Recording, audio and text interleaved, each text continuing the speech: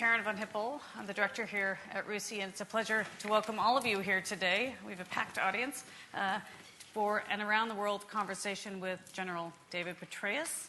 I know he's probably a man that needs no introduction, but maybe if I could highlight a few interesting parts of your biography, which I was... The RUSI connections. Well, I'll get there. But most of you know he's the chairman of KKR, the KKR Global Institute. He's affiliated to a number of American think tanks and universities, and as he mentioned, the most important being he's the senior vice president at RUSI, a post he has held since 2013, when he was also the recipient of RUSI's highest medal, the Chesney Gold Medal, which is awarded for outstanding contribution to defense and security. Over his lifetime, of course, he still has much more time to go to make more contributions. He spent 37 years in the U.S. military. He held 6 commands, 5 in combat. People often forget that. Afghanistan and famously the surge in Iraq. He was also director of the CIA, another important position, and has a PhD from Princeton. So really an all-around great strategic thinker, and we're really delighted to welcome you here today to talk about global security challenges, what the U.S., the U.K., and others should do to face some of these challenges. So this morning, the procedure will be I will ask General Petraeus a number of questions, and then as we tour the world, and then I'll open it up for questions from the audience. And it's all fully on the record, as you can see here. One procedural point: if in the event of an emergency, please follow RUSI staff to the exits. So let's start with North Korea, probably one of the challenges many of us here are most concerned about. We've been hearing from some American contexts that there is a view within the U.S. government, let's just say that a limited military option to halt the North Korean nuclear program is a possibility. And that they think that this would not trigger a catastrophic war. Others think that we may have to live with an ICBM-capable North Korea, given the very real risks associated with a preemptive military strike. Can you share your thoughts on that with us? Sure. Look, first of all, thanks very much. Thanks for the kind words. Thanks, more importantly, for the leadership that you've provided for this great institution now for a number of years. It's wonderful to be back in this iconic room, and it's wonderful to see so many of you here. Thanks for joining us. When it comes to North Korea, I think you have to start by acknowledging that the current U.S. administration faces a future that is different, or a prospect, the potential that is different from that faced by any previous administration. And that is that on this president's watch, North Korea, the Hermit Kingdom, could have a nuclear capability that could actually be launched in an intercontinental ballistic missile and hit a city in the western United States. And again, that's very different than what faced his predecessor and, of course, those who came before him as well.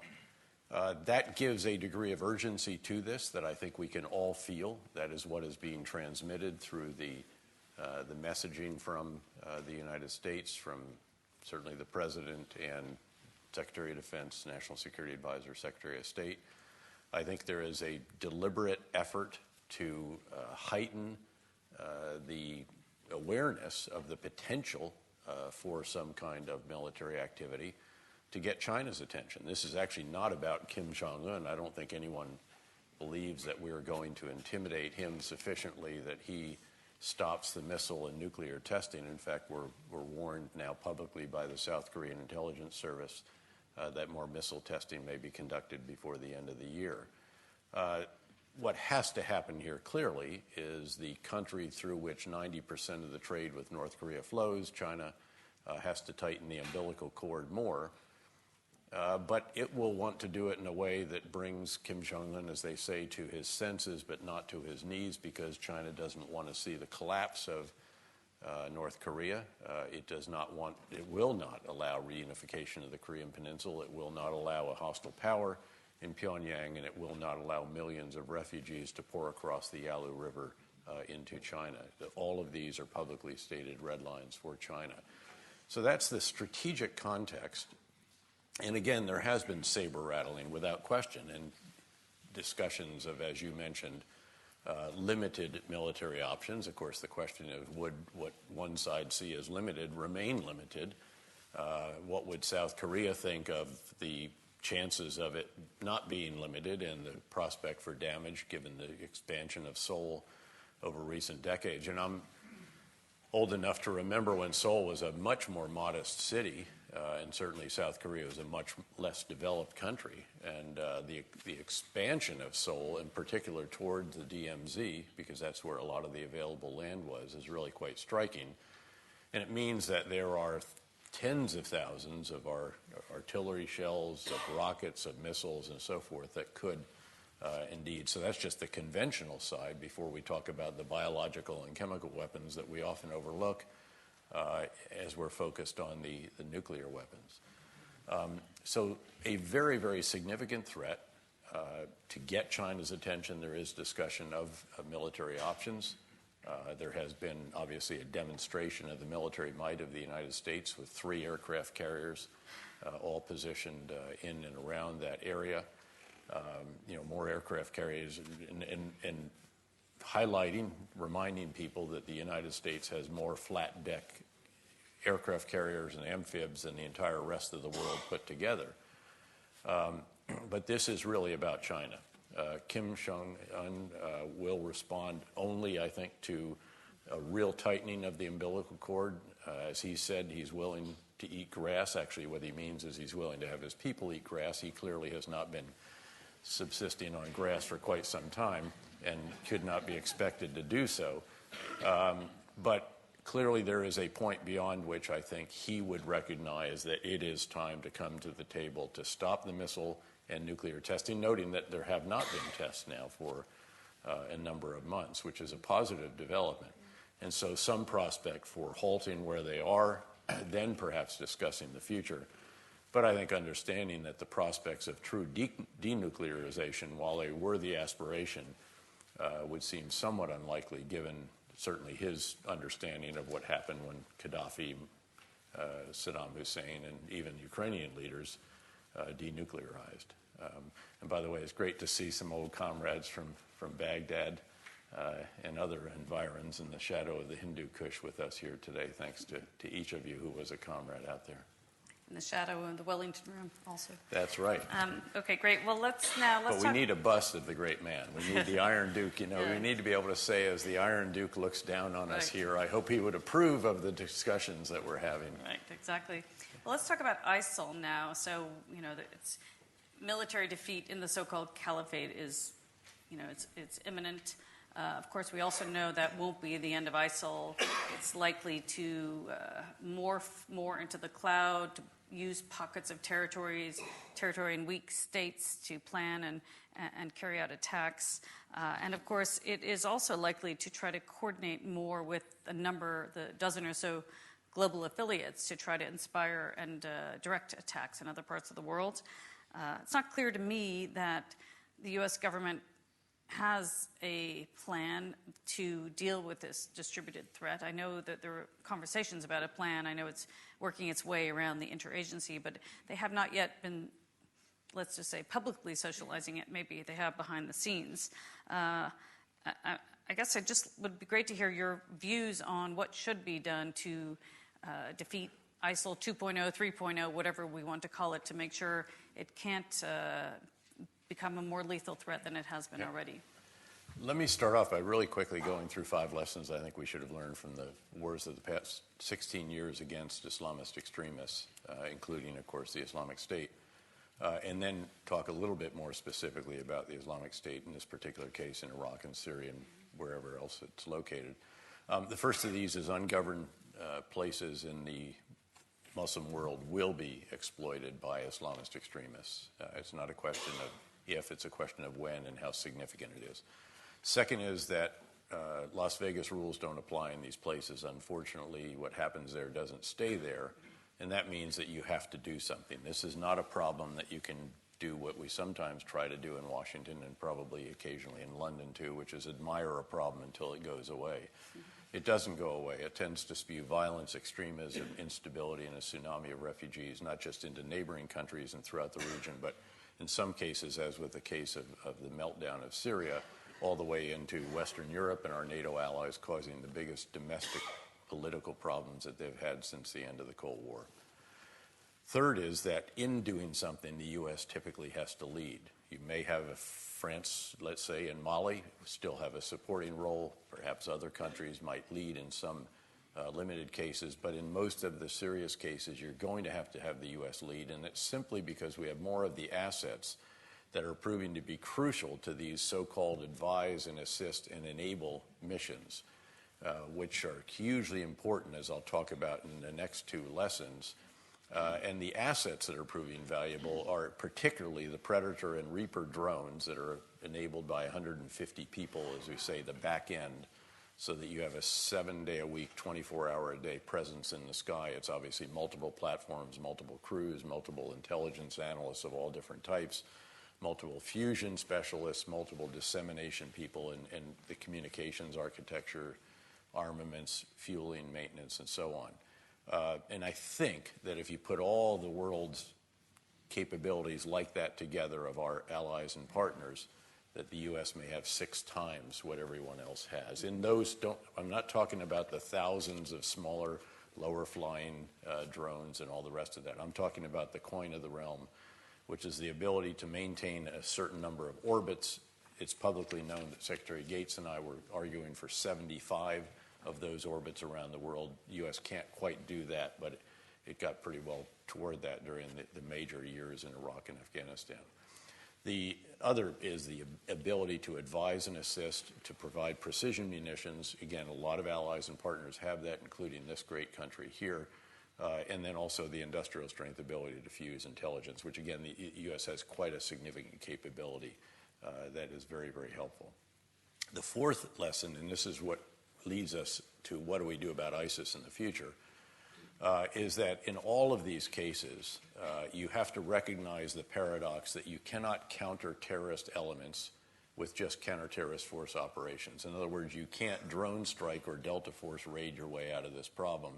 You have to have a comprehensive approach. It has to be all of the elements that we had during the comprehensive civil-military counterinsurgency campaign in Iraq, but without us, without our allies, the coalition, doing all of those for a country the way that we had to do in Iraq during the surge, or the country was going to melt into a civil war, and as we had to do at a particularly fragile moment for Afghanistan when I was privileged to command there as well. So you have to have not just counterterrorism force operations, not just conventional clear, hold, and build operations, not just train and equip, not just advise and assist. You have to do politics. You have to do reconciliation. The man who formed the Force Reconciliation Cell, what did we call it? The FSEC, the Force, what was it again? Force Strategic Engagement Cell. Yes, only the military would come up with a description that is so undescriptive. But it was really about promoting reconciliation, first between us and Sunni Arabs in Anbar and other exclusively Sunni areas, and then increasingly with the Iraqi government as well, which became more and more sensitive as we got into mixed areas. And his cell, and he was partnered with a diplomat. It was a civil-military effort. Was hugely important in that particular effort. And Sir Paul, as you probably know, afterwards was the lead author in the counterinsurgency manual that was done for the UK. So comprehensive approach, again, basic service restoration, rule of law, not just military, but policing, local economies, local governance, all of this is what's required to ensure that you don't allow situations to develop again that are fertile for the planting of the seeds of extremism. And the fifth lesson is hugely important, and that is the awareness that this is a generational struggle. This is not the fight of a decade or a few years. We're not going to take a hill, plant the flag, and go home to a victory parade. This is going to be a generational endeavor, and if you're engaged in something that long, you will obviously have to have a sustained commitment And to be able to sustain the commitment, it has to be sustainable. That's measured in blood and treasure. And I think what is remarkable and somewhat revolutionary, and a bit overlooked actually among those that write about revolutions and all this in military affairs, is that we have developed a way of doing this with less than 6,000 Americans and a substantial number of other coalition partners on the ground in Iraq, advised, assisted, and enabled the Iraqi security forces after reconstitution, after terrible performance in the face of the offensive, having been undermined by the sectarian policies of the government and having had reprehensible commanders put back in positions from which I'd insisted they be removed during the surge, brought those forces back to life, helped them, and then they were enabled to defeat through tough fighting on the ground. But they were the ones that were bearing the brunt of the fighting, as the Iraqis would be the first to say that they should be. So as you look at the Islamic State, what does that tell us that we have to do? Well, number one, you have to go after them wherever they are. You cannot play whack-a-mole. You have to whack all the moles all the time, everywhere they might be. Globally, you obviously, as well. Yep. You have to try to prevent ungoverned or inadequately governed spaces emerging in the Muslim world. By the way, in the American leading, you want a coalition. I should have pointed that out. And you want Muslim countries in that coalition. So activities that can be seen as anti-Muslim are very unhelpful in that regard. So you have to be doing it everywhere, but you, again, noting that you're going to do this for a considerable period of time, you have to have ways that are sustainable. We think we're now able to do that with host nation forces increasingly, even in places like Somalia now, even to a degree in Libya, working on that in Mali and Western Niger, all these other places, in addition to Iraq, Syria, Afghanistan, and even out in the Philippines. So beyond that, I think what's hugely important is to note that even though we will have defeated the Islamic State that is an army, and that's why years ago here on this stage I said, trust me, the Iraqis will defeat the Islamic State army. What will be more difficult, actually, now is going to be to mop up and to reduce the guerrilla elements, the insurgency possibility, and the terrorist cells that are still there and unfortunately still have a reasonable supply of individuals who are willing to blow themselves up on the battlefield to take innocent Iraqi citizens and soldiers and us with them. So that is a significant challenge. And then fueling that is an element that we have to acknowledge that we will not put a stake through the heart of. We'll defeat the army, the Islamic State. At some point, we'll put a stake through the heart of Baghdadi, the leader of the Islamic State. We are not going to be able to put a stake through the heart of the virtual caliphate. This is the ideology being propagated in the internet. This is an enormous topic that needs to be addressed by, I know that your government, as you know, last night we were upstairs, we had the National Security Advisor, Ambassador Mark Sedwell, an extraordinary national and international diplomat, the head of the Joint Intelligence Committee, and others, and we all agreed that it is hugely important to come to grips with what should be allowed on the internet and what reaches the form of incitement to violence and is no longer free speech. That is very, very significant. It's a discussion that is ongoing in Australia. I was down there some months back and talked to the Prime Minister and others. It's a discussion going on in my own country. It's only recently that Facebook was persuaded to remove the videos that were associated with Anwar al-Awlaki until his death in September of 2011 was the most dangerous man in the world in al-Qaeda in the Arabian Peninsula, together with the editor of Inspire magazine, which was his mouthpiece for this very tall, handsome, charismatic, colloquial American English-speaking individual who inspired a number of the attacks in the United States that have been self-recruited. And so that's a very, very dangerous for those who are disaffected or in difficult moments emotionally to find this, to stumble across it, to be inspired by it, to carry out something that is truly barbaric. And I think that's going to be very important. And again, I know that that's a conversation. Prime Minister May said very clearly that enough is enough when it comes to some of this activity on the internet.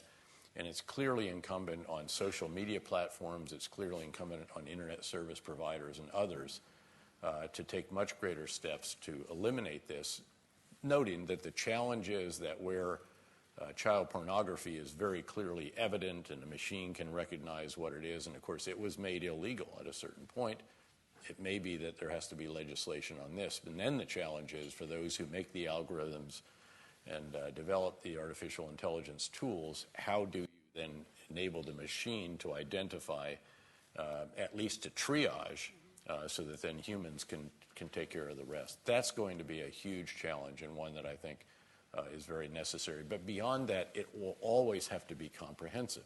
And it's comprehensive not just in predominantly Muslim countries, it's comprehensive in our own countries as well. Right. And there is a coalition that will likely be rejigged to do this. The issue is, will the U.S. lead it appropriately? Because the challenges, as you say, are so enormous. If you are dealing with, poorly governed spaces in many countries throughout the world, that's a huge challenge to deal with all of that. It is, and again, it's why you've got to find ways that are sustainable, and it is why you want to have a coalition. Look, having led what was at the time, I think, the largest coalition in history in terms of numbers of countries anyway, coalition maintenance takes a lot of effort. Sustainment of a coalition, it's time-consuming. It can be difficult, but it's worth it. This is where Churchill, again, was very right when he said that the only thing worse than fighting with allies is fighting without them. Again, good words. Well, thank you. And now you mentioned the Middle East, and I guess there are a number of challenges in the Middle East, and maybe we could just look at a few of them. So maybe we could start with what's going on in Saudi Arabia. If you might want to help us Look, this better. is really fascinating. And again, I don't know that everyone yet grasps the magnitude of what is going on in Saudi Arabia. In fact, the other day, someone asked me in an interview, and he said, well, General, what do you think about the transition in Saudi Arabia? I said, there's not a transition in Saudi Arabia. This is a revolution. In fact, it's arguably 4 revolutions that we might discuss briefly here to understand what's going on. And I'm a fairly regular visitor to that country and to the region. I was just back from Abu Dhabi 2 weeks ago, where we had great discussions with people like Crown Prince Mohammed bin Zayed. Look, the first revolution, the one that is forcing all the other revolutions, is the need for economic transformation, for diversification. Saudi Arabia recognizes that they're not going to be bailed out by oil prices above $100 per barrel again. They cannot depend just on petrodollars to pay for the programs of their country. They have to diversify, and they have to generate revenue from other sources than just, again, the export of hydrocarbons. They all keenly recognize this. They've known this before. This is not some new revelation. But each time in the past, after a while, they were rescued by, again, another spike in oil prices for a period of time. And given the U.S. energy revolution and the shale gale, as it's called, the prospect of that, I think, is very unlikely. They may fluctuate a bit. In fact, it's very possible that they could go down again next year. We'll see. As you do the aggregate demand and aggregate supply and look at the responsiveness of the drillers in the United States, again, I think it's very, very, and they respond to market conditions, not OPEC direction. It's very likely that you're going to see prices slide up sufficiently, again, to reduce the fiscal deficits that Saudi Arabia is facing. So they have to transform. The Crown Prince has developed with a team Vision 2030, which would be an extraordinary transformation of the country's economy and of other aspects of the country as well. But this is what's driving, this is the imperative. This is the real catalyst for what is also then going on. In view of that, the Crown Prince is also then really undertaking what is a revolution in how governance is performed. In the past, there have generally been different elements of the family that controlled different of the security services. There was a lot of discussion. There was a lot of bureaucracy. There was not the swiftest of decision-making processes as a feature of that particular form of governance. And I think the Crown Prince has concluded that what has to happen is there has to be a consolidation of power. His father, the king, obviously supports this because he has made the decisions to remove the previous Crown Prince, to remove now the head of the National Guard, Prince Mitab, and then to approve this anti-corruption effort that is very, very significant. And certainly, albeit, getting you residence in the Ritz is not quite like being sent to prison, but it is obviously a very serious issue for those who are residing there. And we'll see how that goes along. By the way, that probably will generate some additional revenue, again, for a country. And let me go back to the economic revolution, just do the numbers for you. Saudi Arabia has less than $500 billion left in its sovereign wealth funds. It probably needs to fence $200 billion of that or so just to ensure that you can maintain the banking system, the currency in the case of any unforeseen circumstance. Means you got $300 billion. You might get $100 billion out of an IPO of part of Aramco. You might get tens of billions out of the anti-corruption effort. But you're talking about, again, less than 10 years, given the $50 to $75 billion per year deficits that Saudi Arabia has been running. That means they're also going to have to tighten their belts when it comes to some of the social support programs and subsidies and all the rest of that they have, doing that very sensitively to maintain support of the people, who are very supportive, by the way, of the anti-corruption measures and of a lot of the other initiatives that the Crown Prince is spearheading. So that's the imperative. He's got to have control, so this is the revolution of governance. Now you also have a revolution in society that he is promoting, which includes in the religious sector. And a lot of people overlook that maybe as many as 60 clerics recently were shelved. Many of them the ultra-conservative clerics who would have pushed back against some of the social initiatives that he is pursuing, allowing women to drive, establishing movie theaters, music, theme parks, really, and then promoting a return to a moderate form of Islam, such as you could see in some of the photos from the 1970s that the foreign minister, Adel Jaber, who we know well from being the ambassador to the U.S., was showing at a recent conference in Abu Dhabi. So again, this is a major transformation and something that is not important just for Saudi Arabia and the region, but for the world because of the impact of some of the promotion of Wahhabism in some of the other countries. So, and then finally you have a revolution in Saudi foreign policy. Critics used to love to say that the Saudi foreign policy was to fight to the last American. I think that's a bit unfair, but again, it was certainly something that many observers would offer. They'd hold the coat of the Americans and the others while they did the fight. Several years ago, the Saudis and the Emiratis and some others got together and decided we are not going to continue to pursue that foreign policy, and decided that what was being done by the Houthis in Yemen in particular was absolutely unacceptable, when the Houthis could not win the election and then couldn't get what they wanted at the bargaining table in Sana'a, they decided at the force of arms to just clear the country, including the president, and take control of all of it.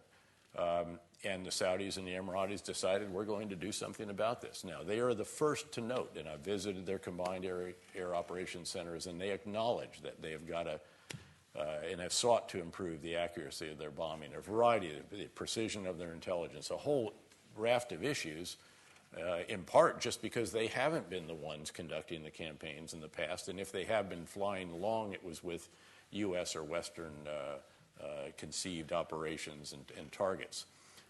So again, the spat with Qatar, again, I think exemplary of this.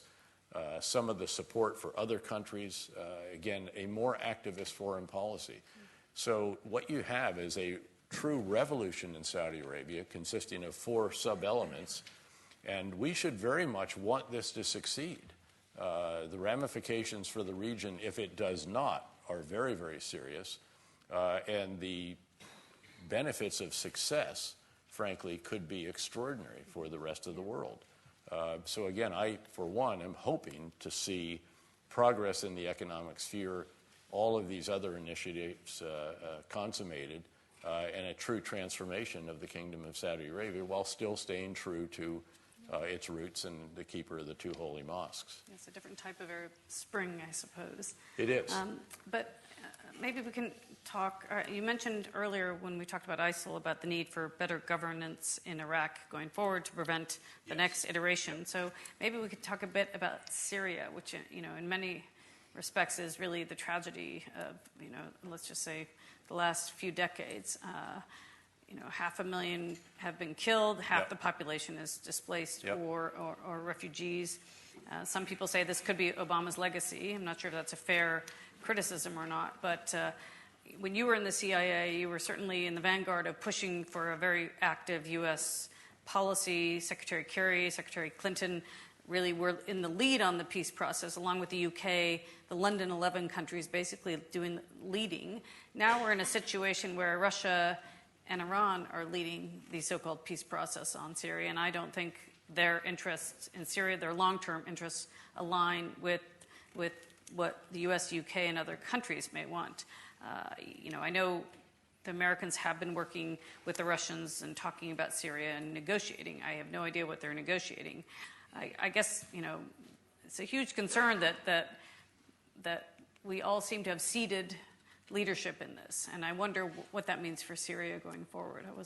Well, first of all, again, I think it's very important to observe that the battle that, again, I've said for years, the battle that matters most in Iraq is not the battle against the Islamic State and also in Syria, the battle against the Islamic State. It's the battle after the battle. It's the struggle for power and resources that has always been the root of conflicts and challenges in Iraq, a country with many centrifugal forces, but where there is a very important centripetal force keeping it together, and that is the central government's distribution of oil revenues. And so it's hugely important in Iraq, and ultimately we'll talk about Syria, that there be inclusive governance going forward, noting that it was the exclusive, highly sectarian policies of the previous prime minister that undid, tragically, all that we fought and sacrificed so much for during the surge, Iraqis and Americans, Brits, and the other coalition members, and then sustained for a good 3.5 years after the surge. Indeed, the situation got better and better and better until our forces left, and then quite swiftly, government actions undid that, going after the major Sunni political leaders, the Vice President and Minister of Finance, prominent on-bar politician, and then violently putting down peaceful demonstrations in the Sunni community, inflaming it, and again, recreating grounds for the planting of the seeds of extremism. They took their eye off al-Qaeda in Iraq, which resurfaces as ISIS drifts into Syria, gains additional forces, capabilities, leaders, money, weapons, explosives, and combat experience, and then, of course, causes such damage, not just in Syria, but also in Iraq, in a several-year war to clear that from Iraqi soil.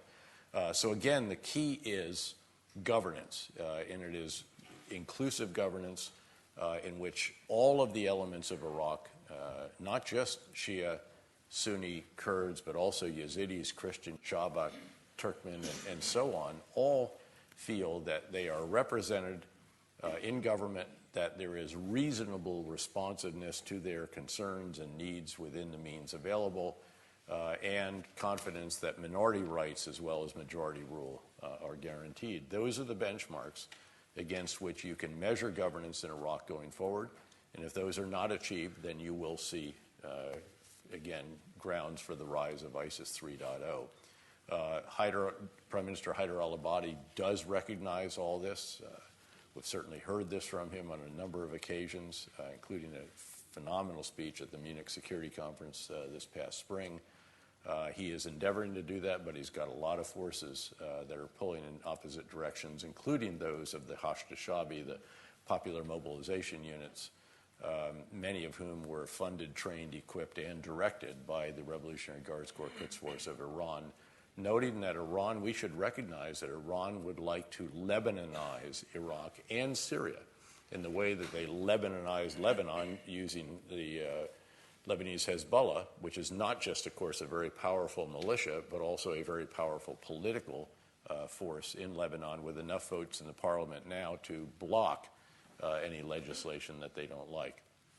I'd love to achieve the same in the other two countries, noting that it's the Quds Force commander, Qasem Soleimani, who controls the policy for Iran with respect to Iraq, Syria, Lebanon, Gaza, and Afghanistan, as he sent in a message to me during the Battle of Basra, with the implicit message, you should deal with us, not with the diplomats, because I, Qasem Soleimani, make the policy. And he, of course, is still in his position and has been very visible doing selfies on the front lines in various of these battles and very active. And so that, among other challenges, not to mention the traditional political, tribal, ethnic, and sectarian issues, will be what will have to be dealt with in Iraq. And, of course, they're facing an election next year. With respect to Syria, I think it's very curious to note that there are negotiations going on between Bashar al-Assad, of course, as you noted, is responsible for the deaths of over 500,000 of his own citizens and the displacement of half the population, noting that half of that was displaced outside the country. And, of course, that was the tsunami of refugees that inundated Western Europe a couple of years ago and caused such significant domestic problems, including in Germany, where the chancellor's future is a little less certain than it was some months ago. And curious that this discussion between representatives of the Syrian government, of Bashar al-Assad, of Russia, and of Turkey is missing a fairly key player, and that is the U.S. and really the coalition of Western countries that have supported the Syrian Defense Forces in the northeastern part of the country as they have pursued the Islamic State in those areas, including in the Islamic State capital of Raqqa, which also housed their media center, and the destruction of that was hugely significant. And then also we have, of course, helped the Syrian Kurds as well as Syrian Sunni Arabs there. There are other enclaves. It's a patchwork of the country outside of that portion, which is controlled ostensibly by Bashar al-Assad, noting that even with that, there are various militias, various warlords. This is not controlled by the Syrian security forces the way it was prior to the onset of the civil war. So clearly, others are going to have a vote in this. The U.S. commitment is going to be hugely significant. And I think we will see, we have heard from, for example, General Mattis, that the U.S. will stay in Syria. We've heard from others that it will stay in Iraq. And again, providing the support and assistance that the Prime Minister of Iraq desires, and that the forces we've supported in Syria desire. And the ultimate resolution, I think, is just not at all clear. I think we can see the outlines of what this patchwork quilt of a country will look like. With, again, that northeastern enclave. There's one down here around a particular border crossing in Al-Tanf. There is a southern, which is being fought over. And again, these are all defined by, in many cases, deconfliction lines, as they're called, that have been established and agreed between the United States and Russia. So there are lots of conversations going on between the U.S. and Russia. The foreign ministers are talking. There are generals on the battlefield that are talking. There are others, certainly, who are undergoing discussions, including leaders in the U.K. government, as we heard last night. And in the interim, I think you can start to see what this will look like, noting that there is a really critical area that does still need to be resolved, and that is, of course, Idlib, where you have the al-Qaeda affiliate, which used to be known as Nusra and changes its name every couple of months to confuse the analysts and perhaps try to distance itself from the al-Qaeda franchise. And that is going to require a lot of effort, I think, by Turkey, perhaps by the United States, we'll see, as will the Kurdish enclave in Afrin is going to have to require some assistance. Well, we've gone almost 40 minutes, and I haven't really mentioned the T word, the Trump word. And I think these lead us into two related questions. One about the rules-based international order. It's said about Donald Trump, maybe flippantly, he never met a dictator he didn't like. And his traditional allies, those allies who value international law and norms, he seems to be less interested in maintaining those relationships and upholding international law. So there's a concern about if America doesn't promote these norms, will other countries or grouping of countries do that? And then, of course, related to that is what is the U.S. foreign policy now? I mean, it's really hard to say beyond America first. And you listen to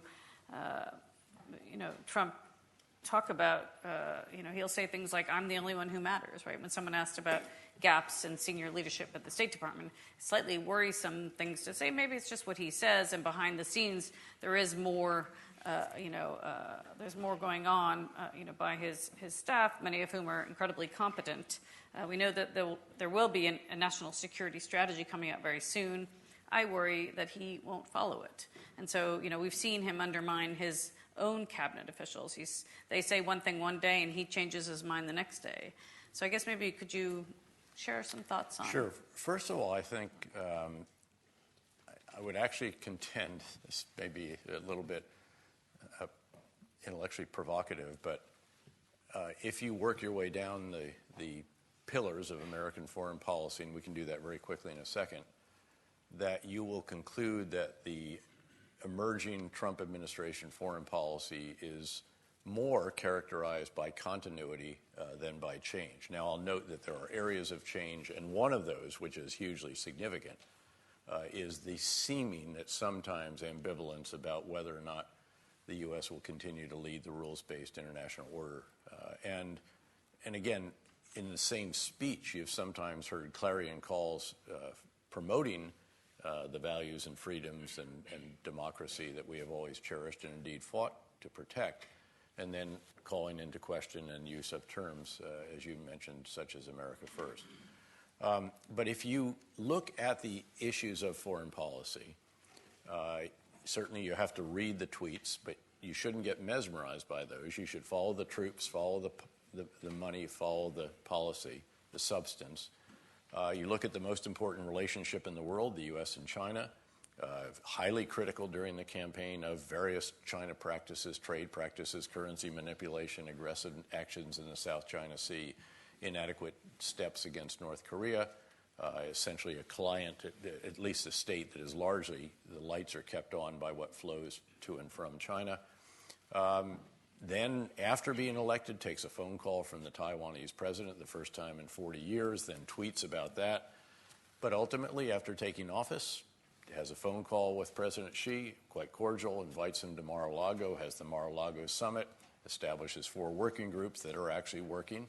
And ultimately, of course, just recently has been hosted in Beijing by President Xi.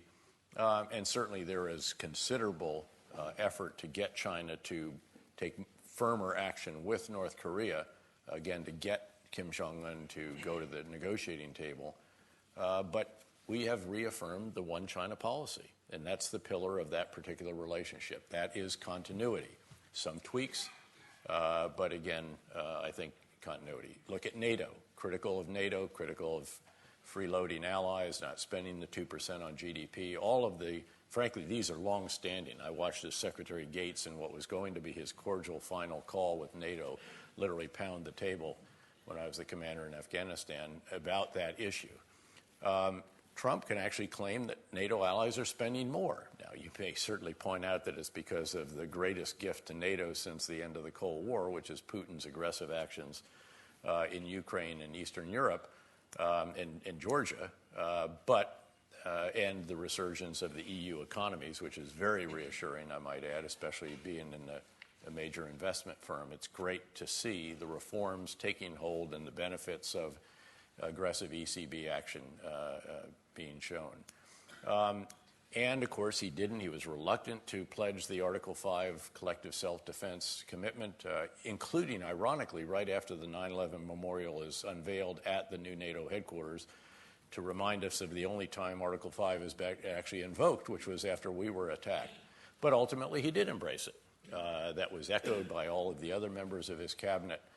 In the meantime, by the way, NATO troops have continued to flow into the Baltic states and eastern Poland. More money is being spent by the U.S. than would have been spent on the previous administration on U.S. capabilities. In Europe, NATO is pressing ahead with plans to establish 2 new headquarters, obviously approved by the U.S. and the other NATO members, one to speed logistics flow to Eastern Europe as required, the other for maritime security given the resurgence of Russian naval capabilities. Just work your way down. The Israel and the Palestinian issue. You know, he sat with Bibi Netanyahu and said 1 state, 2 state, whatever they want. The next day, the declaration was made by the U.S. ambassador to the UN, a woman who's really established herself, I think, as very significant in all of this, that the 2-state solution remains the policy, and Jared Kushner and the negotiator have indeed pursued issues with the basis of that. Yes, there's more of an embrace of Saudi Arabia, the Emiratis, and, if you will, the Sunni part of the Arab world, although very heavily engaged in Shia-predominant Iraq. So, again, you just work your way down all of these. Now, there are 3 areas where I think you have to acknowledge there is either change or the potential for change. Trade pulled out of TPP, but we are negotiating NAFTA, and we'll have to see what the general formula is. That was a campaign promise that had to be honored, I think. And happily, TPP 11 will go forward, we hope, with the leadership of a resurgent Japan, which is great to see.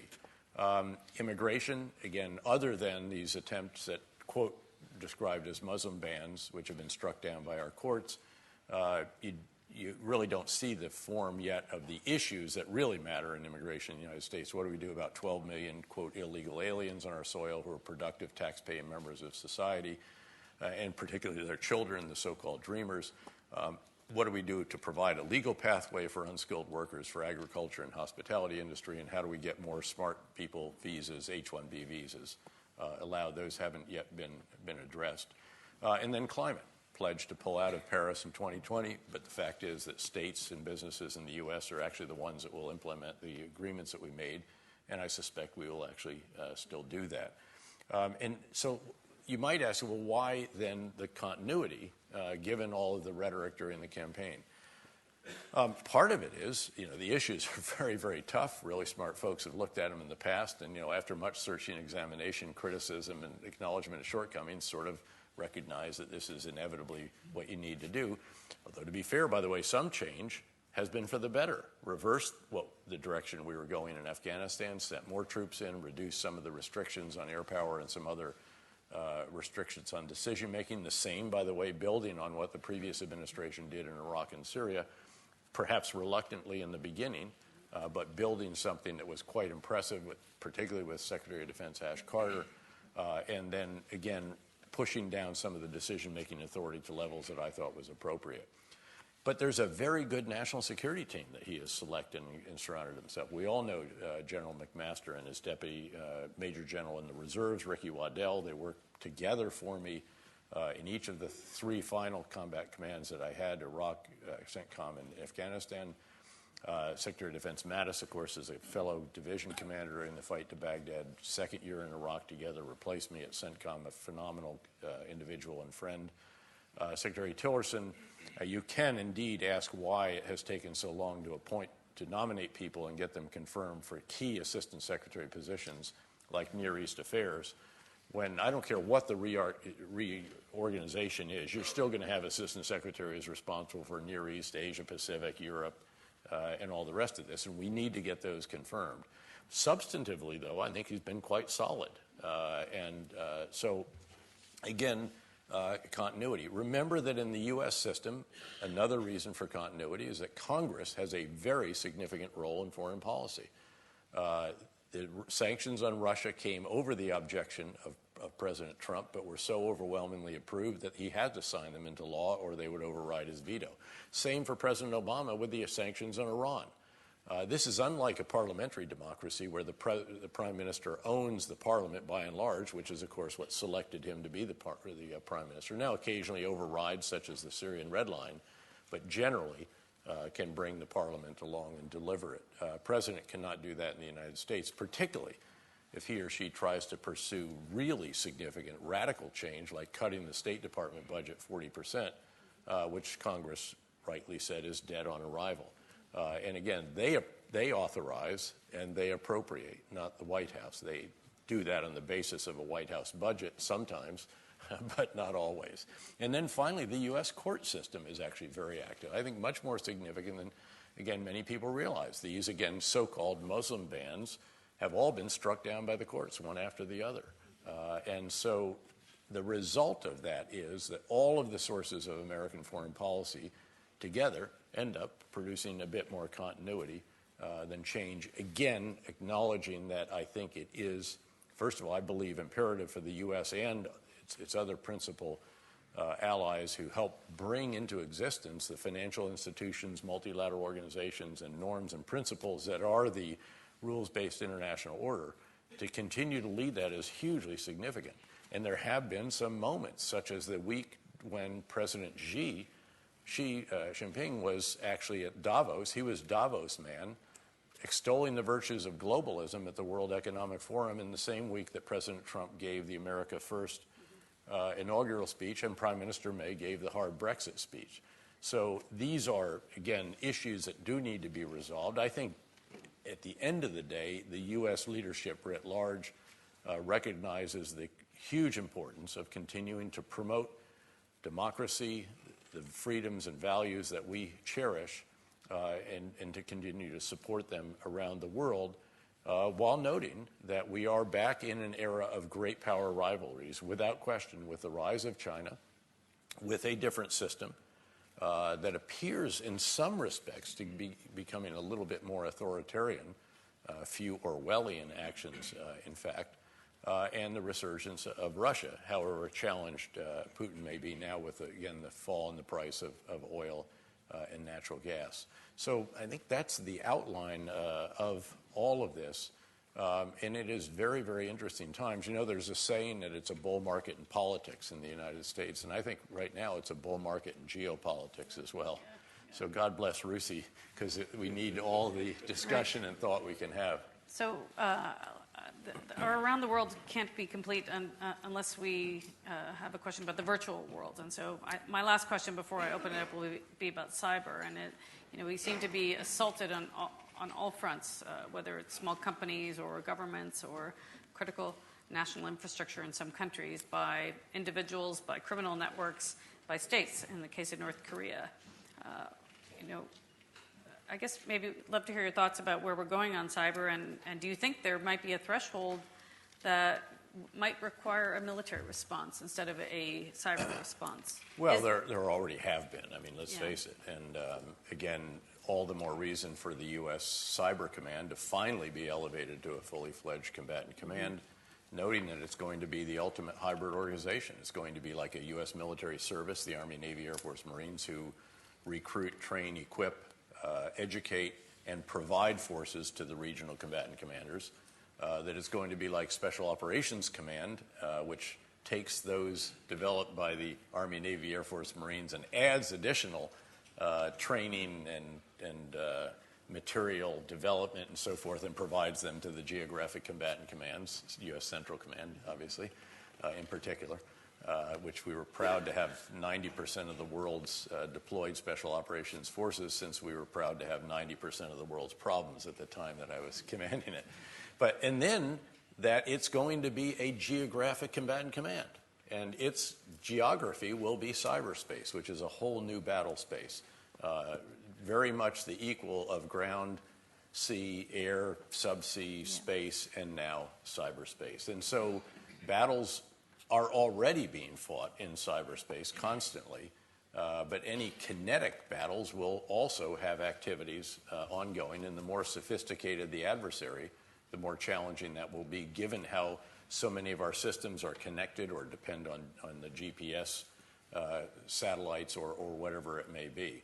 So again, a hugely significant development. And we have to recognize that the threats in cyberspace from nation states, Russia trying to undermine our faith in democracy and and tip the scales in an election, I think. Also, shutting down an electrical grid of part of Ukraine, denial of service to Estonia. By the way, that's how it's pronounced nowadays. It's the most connected country in the world. It completely bypassed the whole analog communications. It didn't have a phone system of the Soviet Union, of course, which was so inefficient. And they were actually offered a phone system by a Nordic country, and they said, nah, we're just going to go right to mobile devices. Originally cell phones, but now everything in Estonia can be done. You can vote on a cell phone, you can on a mobile device, you can pay your taxes on a mobile device, every function. In fact, they recognize the threat is so significant that they've actually now rented space or bought space in Luxembourg, which they have declared with the Luxembourg authorities as sovereign territory, and where they have duplicate data for everything that they have. So that one of the big precautions you have to take in a world of ransomware, of course, is to have duplicate data that is not connected. And they've established that kind of cloud there as well.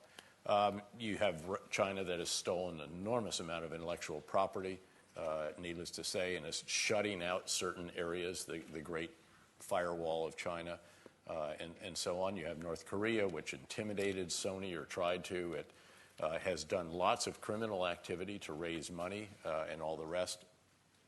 You have criminal activities that are ever more diabolically creative. Again, ransomware has struck far more. I'm constantly telling people, and then, of course, we hear this morning, of course, that Uber, and didn't tell anybody about it for the better part of a year, with 50-some-odd million records, I think, that were breached, and yet paid them off and so on. And this is happening at a much greater scale than people realize. Most universities, hospitals, and others, many of them have run into this, and their system administrator gets a message, pay $3,000 in Bitcoin, and you get it back, and generally that's what they will do. So, again, you have to have precautions for all of that. The one that worries me most, though, is extremists in cyberspace. Keep in mind that these are groups that have some individuals who are willing to blow themselves up on the battlefield to take us with them. In other words, they're sort of undeterrable. Any of us who have faced the prospect of suicide car bombs or suicide vest wearers recognizes that this is the most challenging imaginable threat. I remember, in fact, during the fight to Baghdad, hearing the first report of a suicide attack, and it was incomprehensible. You have to go back to kamikaze attacks or something. I mean, what is going on here? And how do we prevent this? How do we keep everybody, in a sense, metaphorically speaking, at arm's length? How do you search them? This is a huge challenge. In cyberspace, what keeps an extremist group that gets the cyber equivalent of a weapon of mass destruction from hitting the send key? And by that, I mean, by the equivalent, I'm talking about the ability to take down the electrical grid of the northeastern United States and keep it down. That would be catastrophic. And yet I don't know how you deter that if they ever get that capability. So you've clearly got to up the defensive game. And, of course, in the industrial control systems that are behind, that operate, the SCADA systems that operate our electrical grid, our water systems at municipal and below national level, you do not have the most high-tech capabilities, and we've got to work feverishly indeed to protect that better.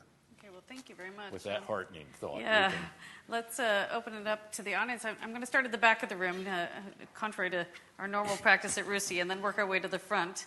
Are there microphones back there? Where are the microphones? Yeah. Okay, raise the microphone and raise your hand. Yep. Okay, we got microphones. Okay, we're moving up. Then let's start with Sir Paul Newton over here, please. Do you want to take a few questions, or you want to do? No, just one at a time. Okay. I'm an old guy, and it's getting late in the morning. Paul Newton, ex-soldier, now a consultant and professor of strategy at Exeter. Great to see you, gentlemen. Thanks for your support at Exeter. Much appreciated. Great to see you, Paul. As you know, sir, there's put in a plug for your program at Exeter, by the way, where I'm some kind of adjunct something or other. But it is, I think, among the best strategic studies programs in the world. He's crafted it, has perfected it now for what, 3 years? How many years? 5 now. 5 years. Okay, time flies. He's a senior associate fellow at RUSI, too. Yes, of course. Thank you. Thanks for the plug. So as you know, there's a capability review going on in this town, yep. And that is actually a mini defense review. It's going to set and resource military priorities. and it will result in disinvesting in some areas. So if you were asked by CDS or by Mark Sedwell for your candid advice, what should we prioritize if we're to get maximum strategic effect from our military? And the hard bit, where would you disinvest, where we might have some important but nevertheless redundant capability? Thank you. Thanks, Paul. So you know, as you always have, you've phrased this, I think, quite precisely and correctly, and that is how do you achieve maximum strategic effect? And it seems to me, and I'm actually not going to get into hard and fast specifics, but it seems to me that strategic effect comes from capabilities that are truly employable and really matter, noting that most of the time this is going to be for the UK as part of a coalition.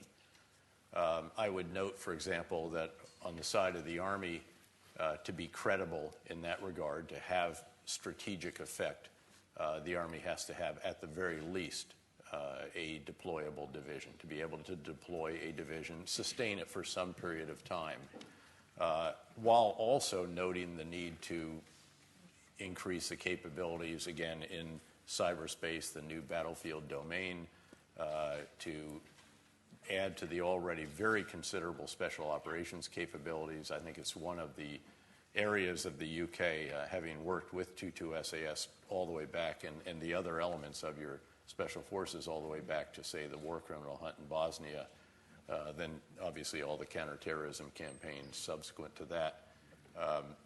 So that would be another. That is hugely significant, and it has been built out, and I think building out the enablers for that is actually the critical piece of that. There's never been a question about the capability of the door knockers, as we call them. The operators have always been spectacular in SAS, SBS, and the Special Reconnaissance Service and their capabilities. The limiting factor has often been the enablers. It is the intelligence, surveillance, reconnaissance assets. It is the helicopter vertical assault capability. And when we've operated as coalitions, as you know, we have often augmented that by bringing those elements within the Joint Special Operations Task Force in some of the different countries in which we've operated. But I think that is an area that, again, very specific capabilities should be added. That's on the Army side, if you will.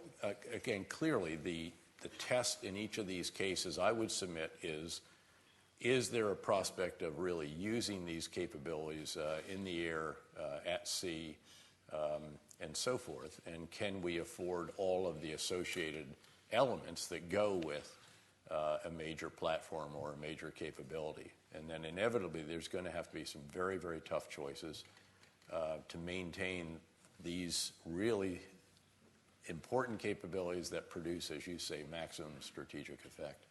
Okay, so here we'll just move across the front row to three, John, and then.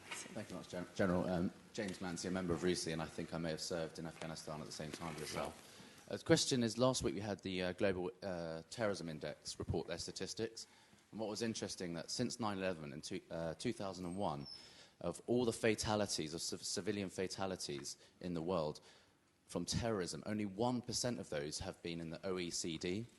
Therefore, do you think we've pursued the wrong tactics or strategy in putting so many billions into the whack-a-mole global counter-terrorism strategy? Meanwhile, China has sat back, gained influence in networks across the world, and has been able to influence the outcome of a country, i.e. Zimbabwe, without firing a shot. Thank you.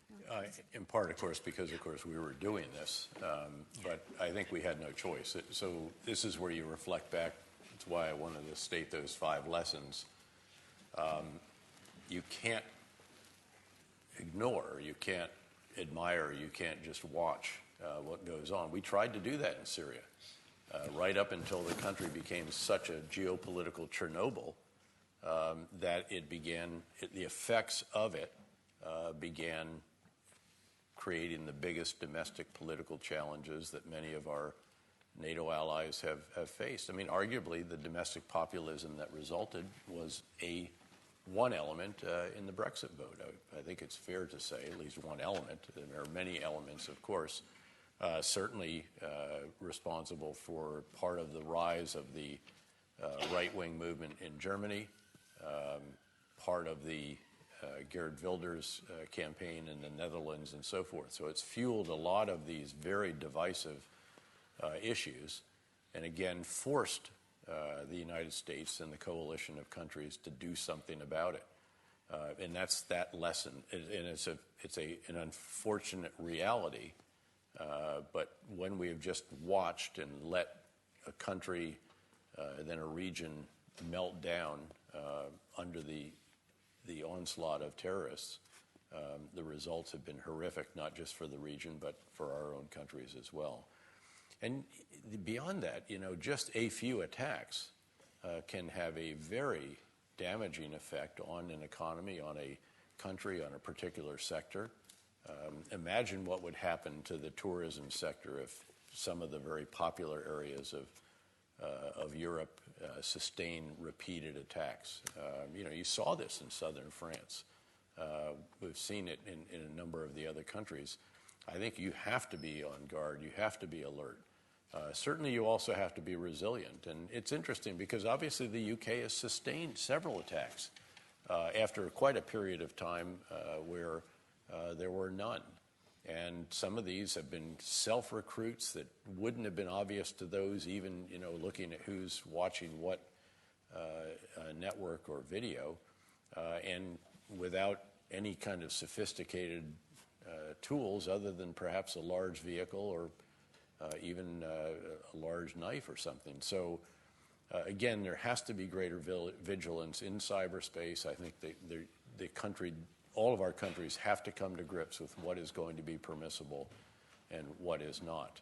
These are very, very tough issues given, the United States even more so, I think, is just a massive believer in freedom of speech. I have as well. I've been personally attacked. A full-page ad in the New York Times when I was the commander of the surge, and on the morning of the biggest testimony that we'd had in decades, maybe, by any military and diplomatic figure with Ambassador Crocker, because the surge hung on one vote in the Senate. We did have good results to report, or reassuring results that sustained the support. But I mean, the emotion about that particular day's hearing was so significant that an organization took out a full-page ad again attacking me personally. And I remember being asked that the next night at the National Press Club when the ambassador and I did a press session. What did you think? First of all, did you see it? And I did, because they delivered all the. It was back when you still got your news by paper, and we went through. I was rifling through to make sure I was prepared for whatever might come at us that day. And goodness me, and did I like it? Of course not. But I have a sort of pride to have help protect the freedom of individuals to criticize me. But there is a point at which free speech, I think, is ended and incitement to violence and extremism has begun. And that's what we're going to have a very significant dialogue about. And then resulting policies and perhaps legislation. Okay, great. Don, please. General, power is paramount. Successive United Kingdom governments have reduced the country's military might and manufacturing capability. We no longer have our empire. Mr. Jeremy Corbyn has said that if he becomes Prime Minister, he will not use the British Trident system. We have just lost our judge on the International Court. Is the United Kingdom now no longer relevant in world politics? Okay, easy question. Okay. Being as how I'm here in London, I think the correct answer, as well as the politic answer, is no. It's not irrelevant. It obviously is still very prominent. It still has its seat in the UN Security Council. It is still, again, the country through which we. Again, there was a reason why I stopped in London every time I flew back and forth to the United States from Iraq or Afghanistan or even some of the Central Command times. And it's because this was the country with whom we have the special relationship. Typically, it was the second largest contributor to any of our coalitions. I was totaling up the other day, and so therefore I was always privileged to have UK deputies and great UK commanders and officers like Sir Paul Newton and many others. I think that I had 7 or 8 deputies in those 3 commands that I had, where I actually had a coalition command, not just a U.S. command. And then many others who were, again, the multi-star generals, including the one who is now the deputy in Afghanistan for General Nicholson. And that is, again, a really important relationship. But what, Sir Paul's getting at is there is a capability on which that is based at the end of the day. And at a certain point in time, if that maximum strategic effect is not sufficient, then indeed the UK relevance, as you termed it, will be diminished. And this is why we are all watching. Again, I'm a partner in a major investment firm with 150 plus billion under management around the world, with a huge office here. This is where our European office is. We are all hoping that the form of Brexit does not result in a big migration of financial elements from London. There's something very special about the critical mass of the financial community, of the intellectual community, of, again, values, freedoms, everything that is here in the English-speaking world, and we want to see that preserved, even if we had to fight to get our independence from you all some centuries ago. Okay, so I've got 4 more questions, and then I'm going to have to stop. Can we take the woman in the back row, then we'll come to Steve? Yeah. Good morning, General Petraeus. I'm Sammy Hope from the Ministry of Defence, and I'd like to ask you about the future of UN peacekeeping operations in Africa, in countries such as South Sudan, Mali, the Democratic Republic of the Congo, and the Central African Republic, where maybe there's not so much peace to keep. Should UN peacekeeping operations become peace enforcement with all the capabilities and US leadership that would involve? Or should UN peacekeeping operations retain their original idea of only keeping the peace? And if there's no peace to keep, should they leave and return when there is peace? Thank you. Well, let me answer that, noting that I was privileged to be the Chief of Operations for the United Nations force in Haiti. So I know a little bit of what we're talking about.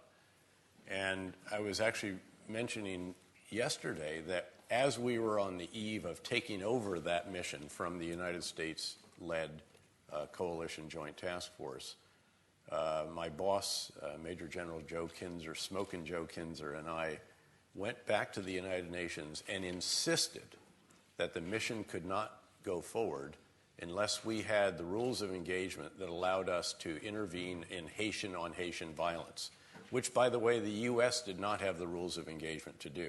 And we had seen the effect of that as U.S. forces stood by while Haitians were undertaking violence against each other. And we actually did conduct, although that was a, quote, peacekeeping operation, we conducted night raids. There were more sort of police kinds of raids. And then, having been I was the chief of operations for a year in Bosnia for the stabilization force, when we were also conducting the war criminal hunt and counterterrorism operations. And a number of us, as I did, had U.S. hats that were undeclared as well as official NATO positions. And I think, again, that you've got to have that capability or you're going to end up standing by and watching as something horrific goes on. Now, incumbent on that force then is to have the capabilities to perform, to implement the rules of engagement that have been granted. And so there's a lot of implications in what I'm saying, and I'm not talking about now conducting major offensive operations or something like that, but there does have to be a hard edge. The hard edge does have to be obvious to terrorists and to hardened criminals and the rest. And I also do think that what you can do also is have a mix where you have a core that is a UN peacekeeping force with, again, what I'd like to see is somewhat expanded rules of engagement. But then you also have some national capabilities on which you can draw that can undertake serious counterterrorism or other operations as necessary. In such a case, frankly, it is pretty helpful if the force commander is American, as was the case with the UN force in Haiti at the outset. And in fact, we each had U.S. capabilities that we could draw on that were separate from and had different rules of engagement. Not employed very often, but were very, very useful. So, and I would contend that that was certainly the case in the Balkans, where the UK, it's also publicly known, obviously had special forces that were national with a mission, but all coordinated. And that's all very, very possible. Well, the good news is 20-something years later, General Mladic has been found guilty of crimes against humanity. So that's there is justice eventually. There is justice. Okay. And, having chased him, we did get Milosevic that year. We went after Karadzic several times, actually, with no-kidding operations. Yeah. Very serious ones, including one where we chopped trees down all around a road or all around a village to make sure nobody got out. I mean, and then went in on top of the houses. Okay, and did coffee with Mrs. Karadzic, I might add, as well. We used to call it the Eddie Murphy Act. Okay, let's try to be brief, because General Petraeus has to go grab a flight. So one, and then the gentleman over here, you, and please. It's quick. Dr. Saif Daraji, political advisor, Iraqi embassy, and ex-infantry officer in Iraqi 6th Infantry Division during your serving in Baghdad. Shukran jazilan, City. General, with all the challenges that we have been facing, Kurds' intention to seek independence, displaced people, restabilize the liberated area, and as you know, Daesh was defeated militarily, but it should be defeated ideologically. So what should be done by the government and our allies to tackle this issue? On the other hand, General, if you have been asked to advise in demobilizing Al-Hashd al-Sha'bi and address your concerns in this regard, what would you say? Thank you very much. Well, first of all, I guess I would echo what I offered earlier. And what I think actually the Prime Minister of Iraq, who, as you noted, I think it was yesterday, declared that the Islamic State has been defeated in Iraq, and quite a very, very significant accomplishment, noting that, again, there will still be terrorist cells, insurgents, guerrillas, and so forth, and unfortunately the ideological caliphate or the virtual caliphate. Yeah. So, well, and thank you for that. Yeah. Look, what has to happen going forward, as the Prime Minister knows, is a comprehensive approach. Again, with all of the elements still present. Now there has to be restoration of basic services. There has to be reestablishment of the rule of law. There has to be revival of the local economies, provincial governance. There has to be politics. And among the most challenging issues will be the one that you described, which is to acknowledge that the Hashd al-Sha'bi, the Popular Mobilization Unit, these militias did indeed come to the defense of Iraq in their hour of need. But as the Constitution states, they have to certainly be under the direction of the government. And I think ideally, I think most Iraqis would agree, and I do still talk to many of the Shab al-Iraqi in the Balad al-Rafidain, the land of the two rivers. There has to be, I think, a gradual process of doing with the Hashd al-Sha'bi what we did with the Sahwa, the Sons of Iraq, the outgrowth of the reconciliation process and the Anbar Awakening, which was ultimately to incorporate them through training and all the rest of that, the requisite hurdles, into the security forces, under the control of the government, and or to provide them other opportunities. I mean, some of them would probably love to have a version of what we call the GI Bill in America, send them to college, complete the secondary schooling, job skills. Again, and that was all part of the program that we had, as you may recall, in 2008 and 2009, as the surge was drawn down, and as people forget that we had 103,000 Sons of Iraq. These are individuals, 80,000 of which were Sunni Arabs, and 23,000 of which were Shia, largely Shia Arabs, again, who were reconciled from the militias or from the Sunni insurgent groups, as indeed we went after the leaders of these organizations, the so-called irreconcilables, after reconciling with the rank and file. And again, I think that experience, but hopefully meeting the obligations that were made rather than stopping some of those, as was done tragically in the case of the Sons of Iraq. Okay, thank you. Please. You're all right with just a few more? Sure. Okay. Yeah, I'm fine. Thank you very much. My name is Rana Javed. I'm head of Pakistan House, a think tank. We're based in Denmark and Islamabad. My question actually is regarding, you said modernization of Saudi Arabia is pretty important for the region. I thought maybe you wish to shed some light on Iran's reform process, which started in 90s with President Khatami, which had a great, actually, at that time, a decade before, it had a great, I would say, reflections on world politics. Lots of coverage received, lots of research works, PhDs were done.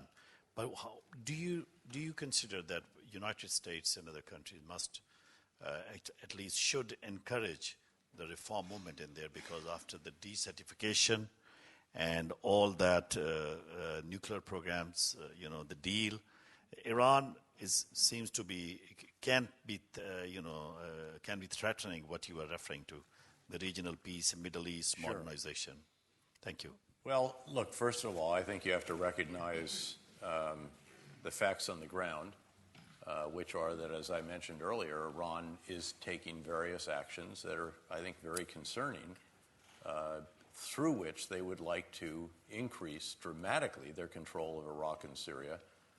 They'd like to have, most of all, hegemony over the Shia areas of the Middle East and perhaps power over other areas as well. And as I mentioned earlier, explicitly trying to Lebanonize Iraq and Syria through the militias that the Revolutionary Guards Quds Force have trained, equipped, funded, and directed. And a challenge, again, that as the political advisor of the Iraq embassy noted, is something that's going to have to be dealt with. Look, Iraq knows that it has to have a relationship with Iran. It's always going to be its eastern neighbor, but in U.S. metaphorical terms, they've never wanted to be the 51st state of Iran. But they do have to have an economic, political, religious relationship. The religious tourism alone, that industry in Iraq, is hugely significant. It's what's rebuilt Najaf, Karbala, and a number of other, Qadamiyya, would like to see it happen in Samarra.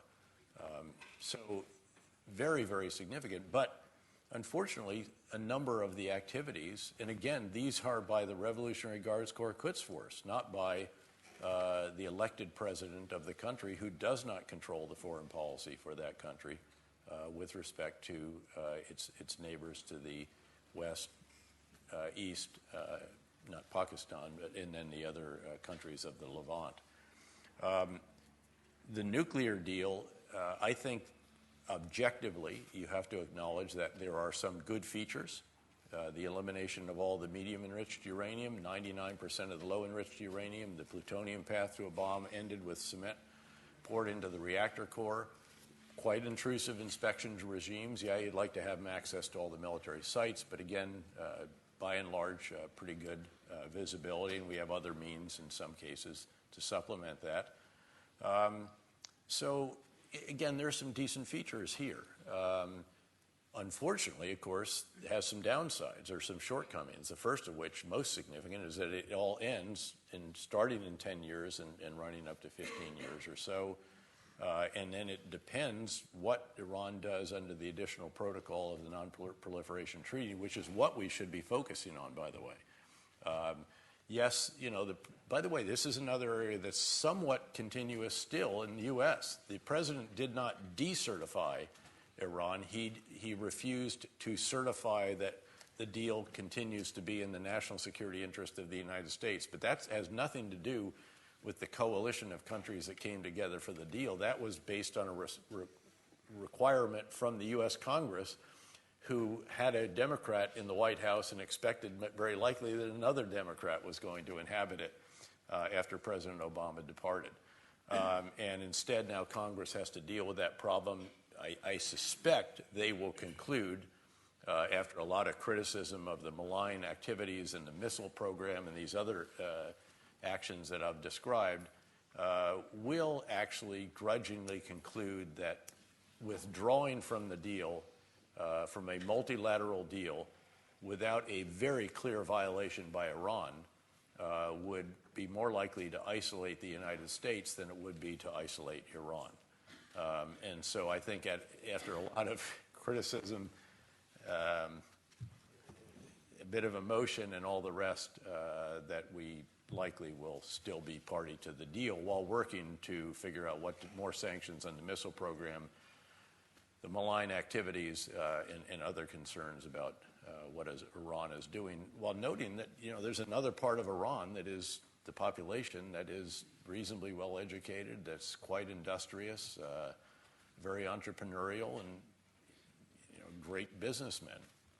Unfortunately, 30-40% of the businesses now are under some form of influence by the Revolutionary Guards Corps Quds Force. So keep in mind, there's two countries here. There's the visible state, or two states. There's the elected president.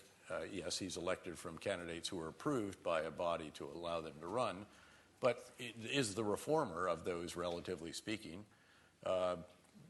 Ministries, parliament, Army, Navy, Air Force, Marines, and so forth. But then there's the deep state, and it's got its own Army, Navy, Air Force, Marines, the IRGC, and then its overseas expeditionary special ops and intel in the form of the Quds Force, and then most prominently now, I think, since the aborted Green Revolution, the Basij militia, who are never going to allow demonstrations on the streets of Iranian cities again, as they'll be out there swinging pipes to clear them, unfortunately, if that is the case.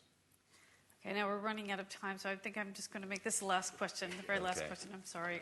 Apologies, Lord Harris, too. With the extreme pressure there is on the defence budget here in this country, are we right to spend a great deal of money on replacing our Trident nuclear weapons, or would we better contribution for our interests and the world interests if we spent that money on conventional forces that we are going to use? Yeah, I might finally duck a question here and note that it would have been good to have said thank you very much for a stimulating conversation without getting into the internal elements of this. I would, I guess, reflect back, though, to I think the question that Paul answered, and perhaps arguably the way that I tried to answer that one. I think it's a pretty big national issue, needless to say, that, and again, that's one that I'll, as an infantryman, you learn after a while, after some experimentation, that it's best to go around minefields rather than through them. And I think I'll do that in this case. Can I actually end by just saying thanks, Karen, for once again hosting one of these. Thanks to all of you for, just hanging in there with us for 90 minutes in a warm room and asking terrific questions. And above all, thanks to RUSI for hosting so many of these kinds of activities, so many of the studies that indeed try to get at the questions such as you and all the others have answered here today. It's an extraordinary organization, and there's a reason that when I went to number 10 Downing Street every time with Ambassador Crocker or Ambassador Sedwell or all the others with whom I was privileged to work on our trips to and from the Middle East and Central Asia, we often came here and did a session with you all and with your predecessors. So thanks for your continued leadership. Can I thank you for, they use the word tour de force. That was really extraordinary. I think in detail, that was nuanced. It really demonstrated your expertise and strategic overview of huge challenges that we're all facing. So I think we can all sleep a little bit better tonight thanks to this conversation. But please join me in thanking General Petraeus. Thank you.